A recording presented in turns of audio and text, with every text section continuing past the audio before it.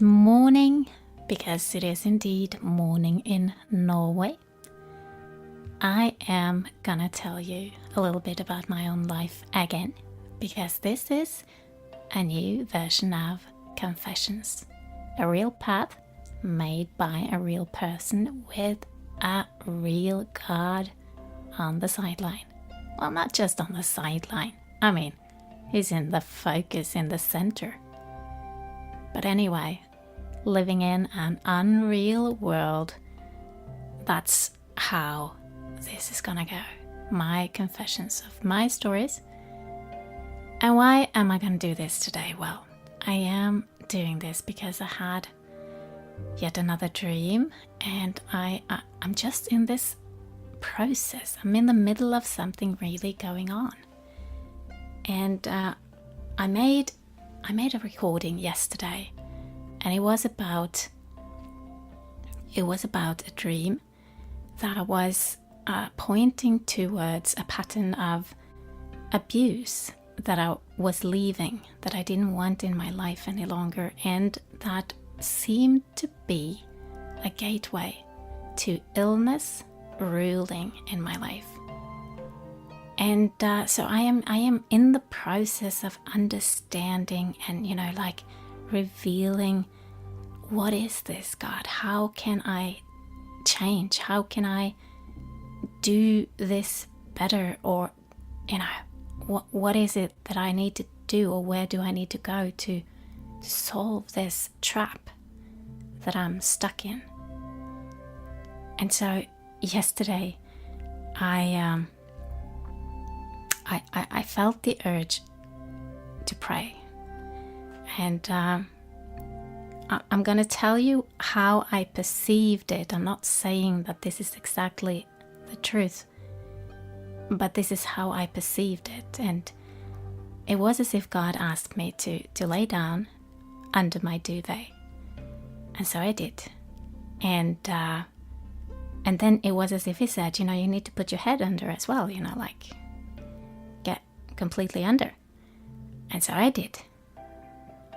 But then, my leg was sticking out, and, not all of me was covered because it was pretty warm. And then it was as if he said, you have to put everything under. And I was like, this is my thoughts, at that moment, like, God, you weird. Doesn't matter if my foot is sticking out or not, but okay, I can, pull it in, and so I did. And I made sure that I was tucked in under the duvet everywhere. And as I pulled my leg in and did that, I ended up lying in a very comfy position, like not complete fetus, but like this comfy childlike position, tucked in. And it was as if it was only me and God in there. And so I realized that, okay, it did matter. It did matter that everything was under there, because only then I could have that sense of being in his arms, or in, on his chest, or it was just this beautiful little moment. And so I was like, yeah, this is really what I want, and there's nothing else that matters. And in fact, that was what I perceived that he communicated to me as well, that this is what matters. All the projects and ideas and things that I am yearning to do and to be able to see come into fruition, it doesn't really matter. This is what matters, the connection. And of course the other stuff is good, but he's not dependent on it. I mean, he's in full control.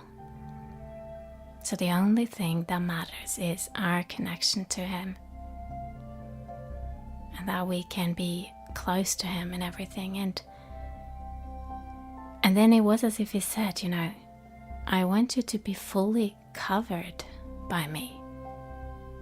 Again, the duvet thing was like,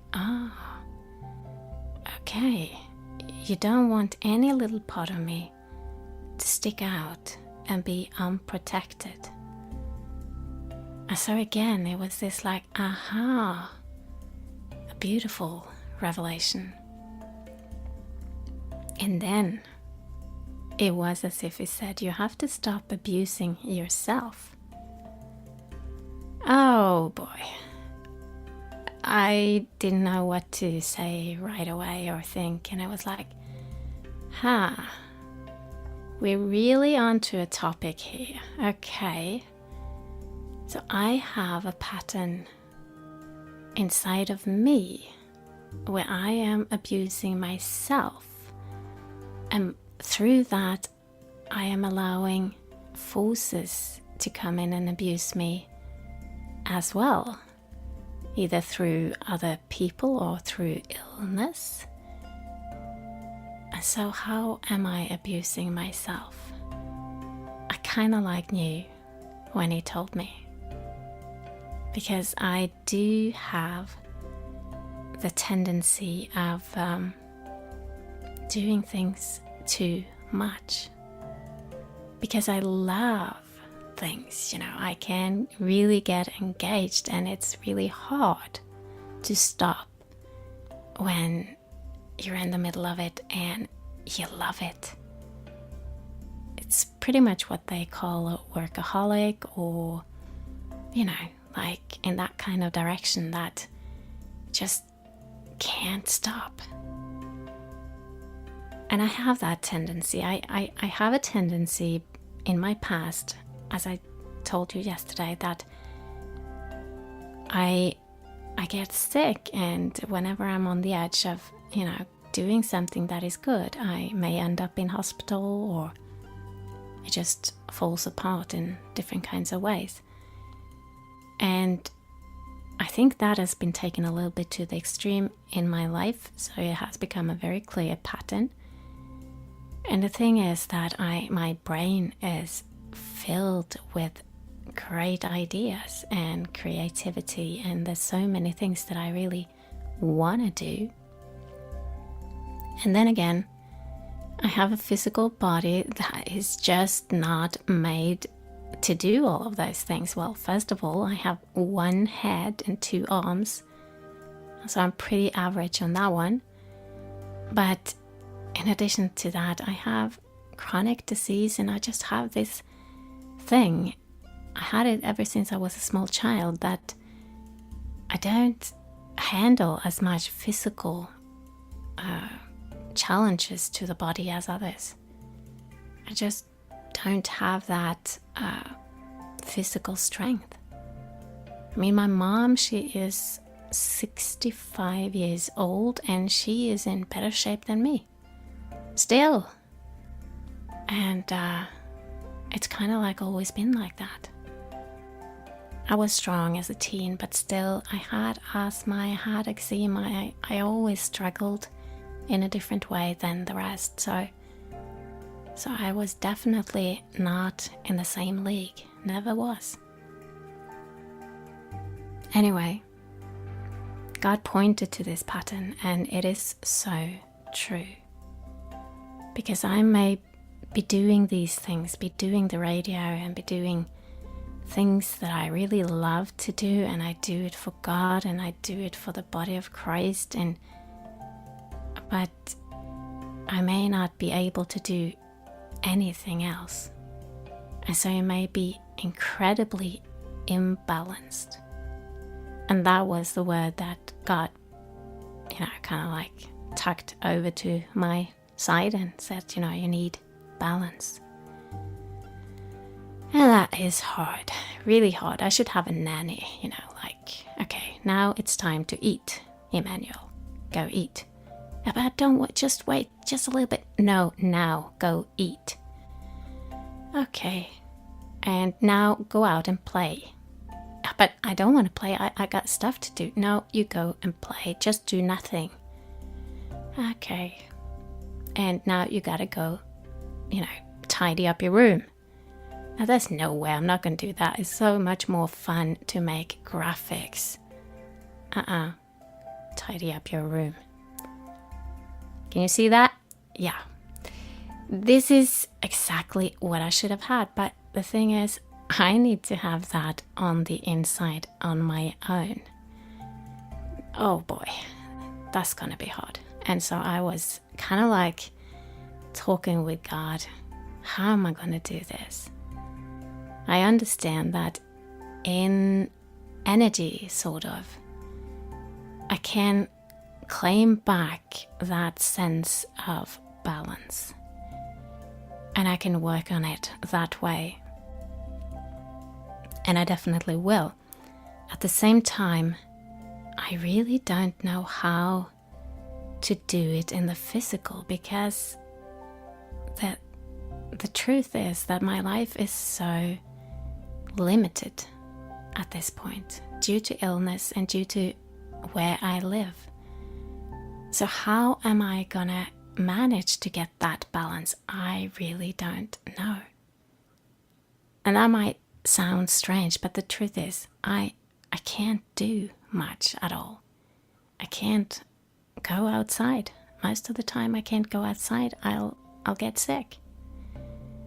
And if I go visit friends, I'll end up laying in bed being sick with fever and that kind of stuff as well, because I have to go outside to get there. And perhaps there's things there that, I just don't handle. Like perhaps they have a dog or, well, there's so many things. And when I'm at home, I can't even go around and make food and clean and tidy up and make things nice, because I'll get sick from that as well. If I am like more than 15 minutes, and that's perhaps a maximum, without being under a thick blanket or a duvet, I get sick with fever and, just have to lay in bed for a few days. It's even so bad at this time that if I don't have my duvet over my head while I am sleeping, I'll wake up with a fever. So it's pretty ridiculous. I can sleep and I can eat. I can make my dinner and my lunch, and I can do a little bit of laundry and a little bit of, tidying and things like that. And except from that, I basically have to sit under a duvet. And if I can't be in front of my computer and do stuff and create stuff, I kind of just have to go back to sit and look out in the air and talk to God, which is very nice, but you want to be productive, you want to do something. I want to go exercise, I want to keep myself in shape and just maintain the system, and I can't. I can, of course, but I'll end up with a few days in bed with fever and sinus infections and pain, and so it's more draining than it's building up. And in the middle of this, how am I gonna get back to balance? That's an enigma to me right now, but at the same time I understand that it starts with my intent, and I will have it as a prayer point. And by the little things that I can do, I will pull myself back into more balance and pray that God takes me out of these chains, to say it that way. And as he said, you need balance and you need to stop abusing yourself. I do think I heard him say that, okay, for 3 days now, you can only spend 3 hours in front of your computer. And that was like strict nanny deluxe. And it's like, yes, I know that's true. I should only be in front of my computer, perhaps basically just 2 hours a day. And I know that. But the things I can do, and the fun that it is, and I do it for him, and I love it. And so he put me, and I was kind of like objecting, like, but I do it for you, God. Tried to charm my way into having a few more hours, but that didn't help. So I'm on a PC-free diet, kind of. I have my restricted access for a few days, and then I was kind of like, okay, but after that, God, what am I going to do then? Can I be more than 3 hours after that? I mean, I can't live my rest of my life like this. And the answer seemed to be, well, just go through those 3 days and we'll talk about it later. Okay. It's hard to be a child, It's hard to be a child of God. You have to behave. You have to do what you're told to. And so that's what I'm doing. I'm spending this first hour of the day sharing this with you. And on top of this, I'm going to share some elements of a dream that I had after this had happened.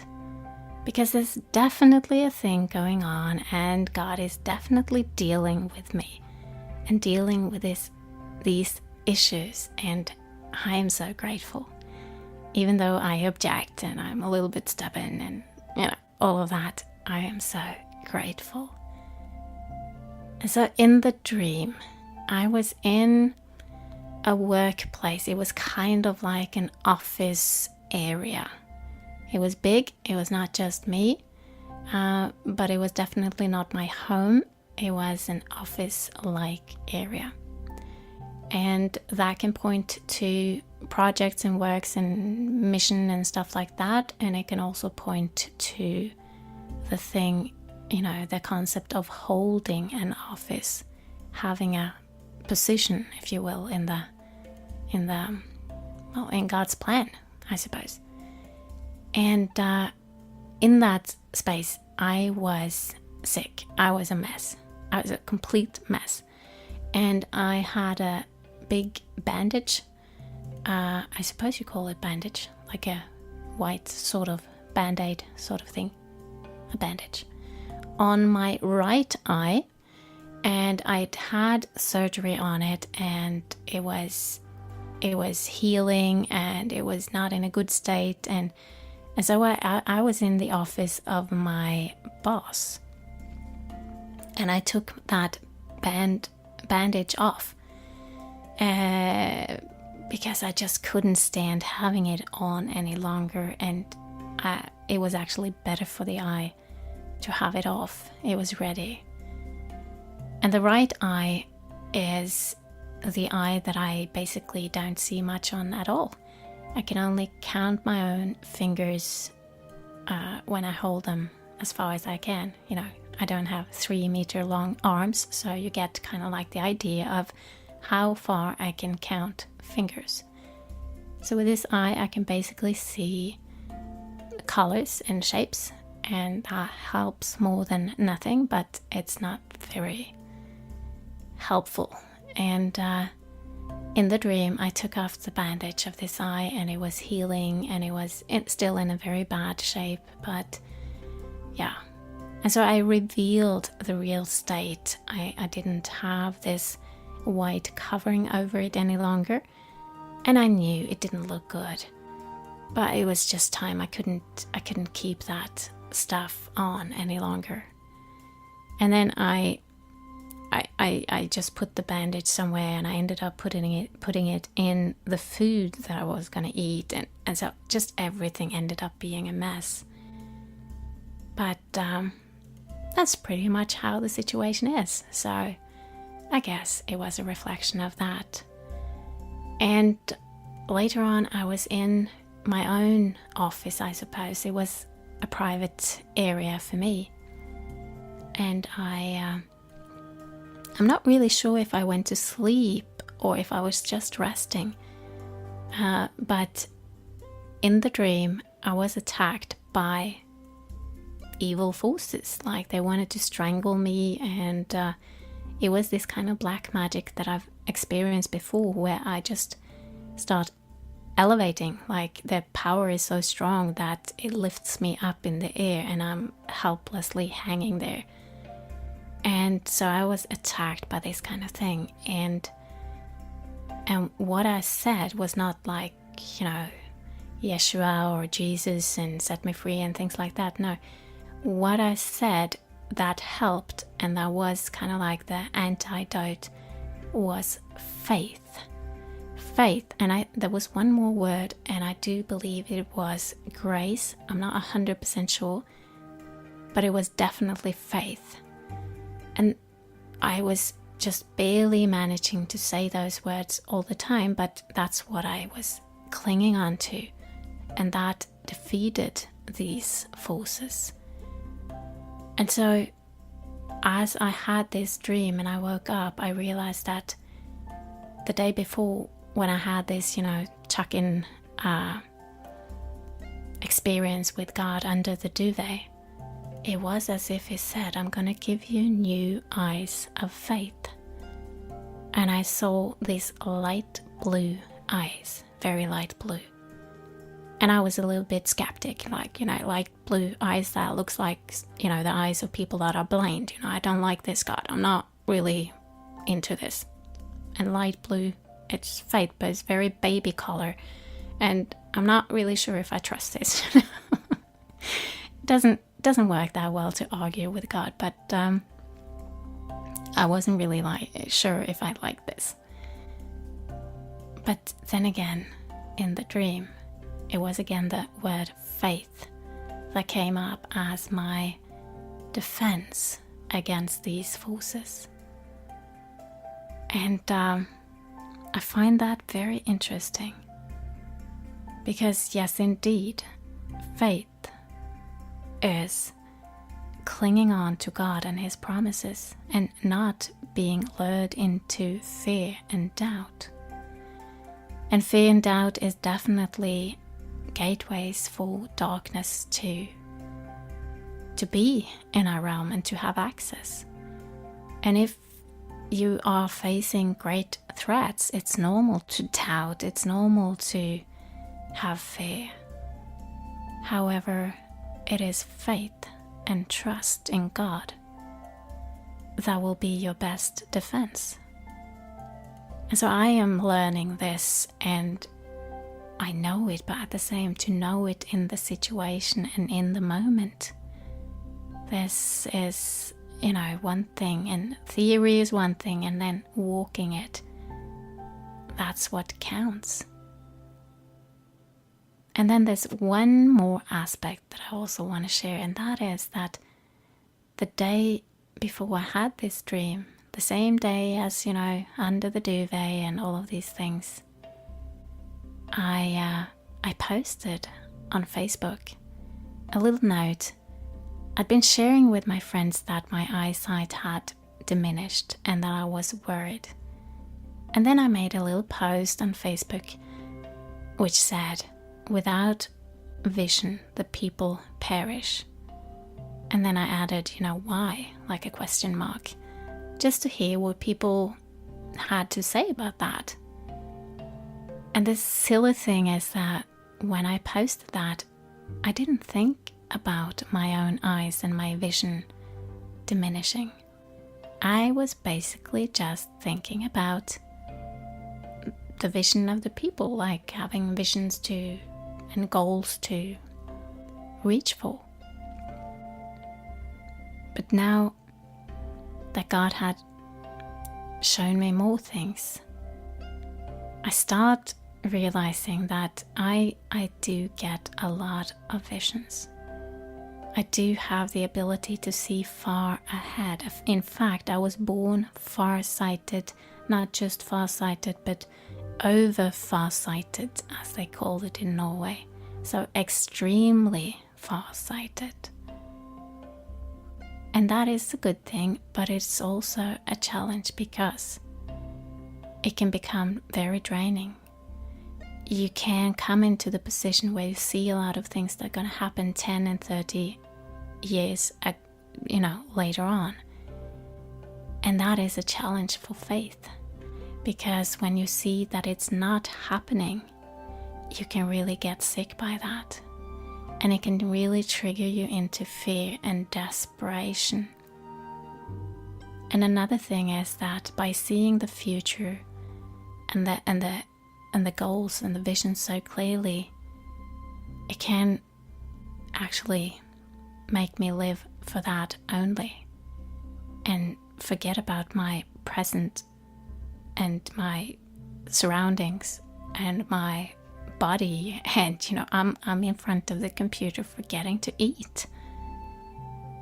And so I just started to see this imbalance so clearly, that visions are there to, like a driving force that is pulling us forward, but in my case it may be pulling me a little bit too much, so that I forget to stay in the moment as well and just care for the basic things that I need. But that is hard. I am very goal oriented, and to just sit down to relax just to relax is like, wow, I got things to do. So that's what's going on in my life, and I just find it fascinating how God is allowing me to see one bit at the time, and He's dealing with me, correcting me, bringing things up, and then one person may bring something and then another something else, and it is so obvious that something is going on and He is working. And there's great hope in this. As long as He is working with me, then it means that He also has a plan, and He's not, giving up on me in any way. He has a plan and is taking me somewhere. And in fact, in the end of this dialogue with the duvet and everything, I saw something that was coming. I don't really understand what it is, but what I saw was a thick belt.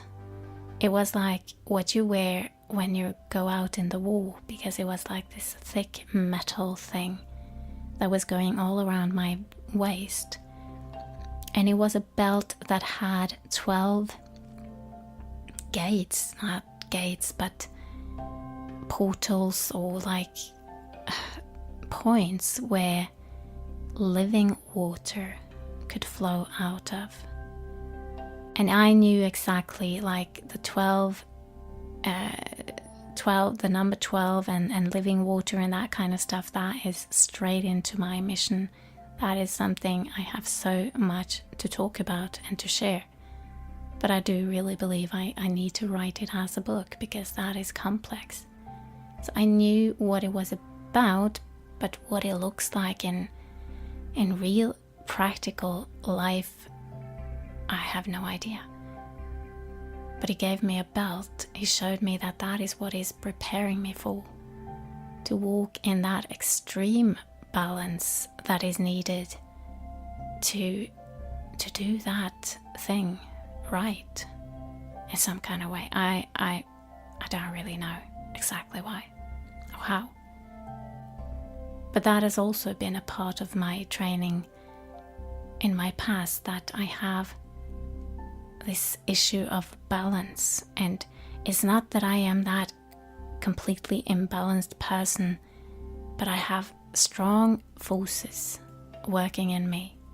And all of my life until now, I've always had different kinds of challenges that if I go just a little bit to the left, I end up in a hospital or something similar. Or if I go a little bit to the right, then, everything crashes. So accuracy, efficiency, and balance has been such a topic for me. And I definitely haven't had the normal life where I can do what other people can. So I could have been complaining about that, but I really do believe that this has taught me efficiency, to prioritize very, very, well, roughly, and also to be disciplined. Because if I only choose to go outside for 5 minutes, I'm gonna be laying in bed for 3 days with a fever. Or if I just eat one little bit of something that was not the right thing, I'm gonna have eczema for so and so many weeks. Or if I just go to bed 15 minutes too late, then that's it. You may go to hospital. This is not how intense it has been for me right now with all of these things, but throughout my life, this is how it's been. I've had 10 years searching for a place to live, because if somebody had been smoking there before, or had a dog or something, I couldn't stay there in the long term. I started renting, and then 6 months later I was on the run, because I would get sick, so sick, by living in my own area that hospital was the other option if I didn't find a better place. So something is going on, and I'm just sharing this with you because I am fascinated, and I don't have the answers yet. I'm just observing that God is working, is doing things, and things are being revealed, and there's a plan in it. It's connected, and that means it's gonna go somewhere, and I am really eager to see that. Where is this going? Well, hopefully I'll come back and tell you exactly where it's going. And hopefully some of this can make sense in your life. Some of this may be something that you are going through as well, because we all have these things that we are being trained in and skilled, like equipped, because we are being prepared to do something. And as I said before, we have all these different layers inside of us, and it is so easy to forget about some of them, to focus on a few and, oh, this is good, you know, and then be completely ignorant of others. And now I just share that that's the case in my life as well. All the time I discover new things. And so that's why I also have no, sense of carrying shame and have a problem of admitting my mistakes and my flaws, because I know that we have so many of them, all of us. We have enough to share every day, new things. And it is deliberating, because it means that it's okay. We have mistakes, we have flaws, we are imperfect, and that's how it is. But we are growing, and we are learning, and we are doing that so much more effectively when we allow ourselves to be imperfect and to acknowledge that we are, and to not try to hide it or blame somebody, or just let it be. So by that, I wish you a pleasant day. I hope you will be blessed throughout the entire day, and I'll be back suddenly. Take care.